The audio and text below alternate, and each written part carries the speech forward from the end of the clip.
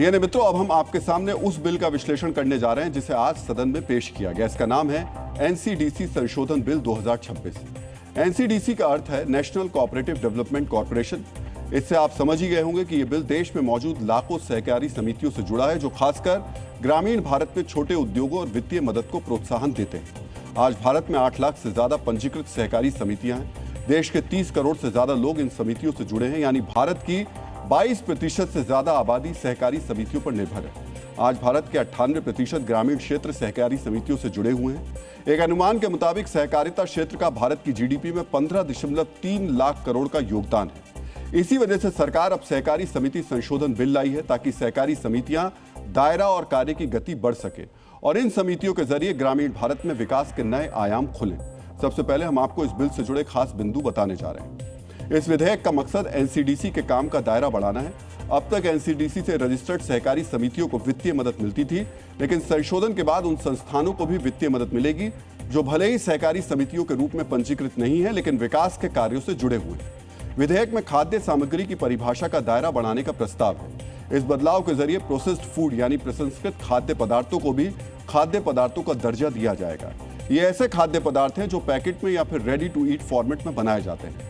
पहले ग्रामीण इलाकों के कुटीर उद्योगों के भौगोलिक सीमा तय थी, यानी कुटीर उद्योगों में बनने वाले उत्पाद किसी क्षेत्र या राज्य की सीमा में ही बेचे जा सकते थे। नए विधेयक के जरिए भौगोलिक सीमाएं हट जाएंगी।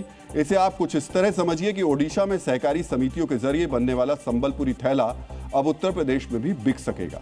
ये बिंदु बताते हैं कि इस बिल का मकसद सहकारी समितियों और उनसे जुड़े संस्थानों को वित्तीय तौर पर मजबूत बनाना है, ताकि ग्रामीण भारत में बनने वाले उत्पादों का बाजार बढ़ जाए। मित्रों, जो लोग सहकारी समिति से परिचित नहीं है, उन्हें हम सहकारी समितियों की परिभाषा और ग्रामीण भारत में उनकी भूमिका भी बता देते हैं। सरल भाषा में सहकारी समिति कुछ ऐसे लोगों का गुट होता है जो किसी एक किस्म की आर्थिक गतिविधि से जुड़े होते हैं। इसे आप कुछ इस तरह समझिए कि गांव में दूध या फिर गुड़ के व्यापार से जुड़े लोग स्वेच्छा के साथ आकर एक सहकारी समिति का गठन करते हैं। इन समितियों का उद्देश्य सदस्यों की मदद करना और उत्पादों को सीधे बाजार में बेचना होता है, ताकि बिचौलियों के शोषण से बचा जा सके।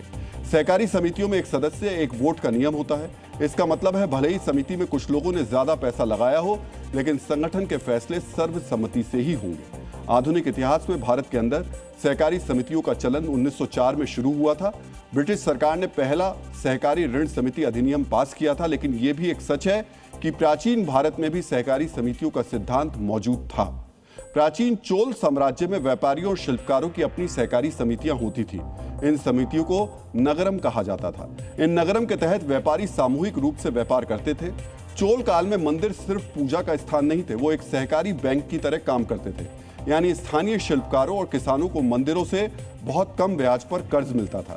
ये तथ्य बताते हैं कि भारत में सहकारिता का सिद्धांत सदियों पुराना है। सहकारी समितियों के जरिए ग्रामीण इलाकों के जेनजी यानी नौजवान भी अपने गांव और क्षेत्रों में बड़े बदलाव कर रहे हैं। ये वो क्षेत्र हैं जहां कभी नक्सलवाद का दबदबा होता था, लेकिन आज यहां जेनजी और सहकारी समितियों की मौजूदगी है।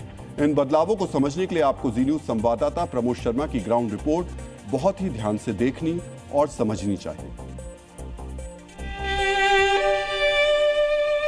ये छत्तीसगढ़ में अबुझमाड़ के संतोष पोयाम है। जब अबुझमाड़ में नक्सलियों की मौजूदगी थी, तब एक आईईडी ब्लास्ट में संतोष ने दोनों पांव खो दिए। सिर्फ 21 साल की उम्र में संतोष ने इस दर्द को सहा, लेकिन जेनजी का जज्बा रखने वाले संतोष ने हार नहीं मानी। संतोष को सरकार से आर्थिक मदद मिली तो परिवार को सहकारिता कार्यक्रम के तहत सब्सिडी पर बीज और खाद। सहकारिता की शक्ति और जेनजी के हौसले ने संतोष और उनके परिवार को दोबारा खड़ा कर दिया है। बड़ा बेटा है सर, कमाने वाला वही था। बहुत दुख की बात है सर, बहुत। जी सर, वो सहायता के रूप में 5 लाख रुपए राशि शासन से मिला है सर, और लेमसस भी वही बिना ब्याज के लोन भी मिल रहा है और खाद बीज भी मिल रहा है सर। अबुझमाड़ के संतोष अकेली मिसाल नहीं। जैसे जैसे छत्तीसगढ़ के नक्सल पीड़ित क्षेत्रों से नक्सलवाद का दंश हटा, तो सहकारिता समितियों की संख्या बढ़ी।